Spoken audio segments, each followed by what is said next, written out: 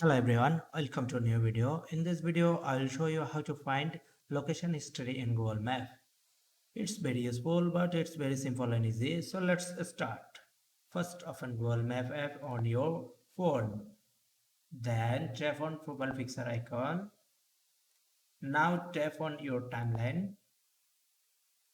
See here are all of history. This is date app. From here you can see your history by date. This is today's history. You can select any date from this. This is your trips, insights, places. This is places you visited, cities, and this is all section. And you can also view search history. Now see how you can see search history of your map.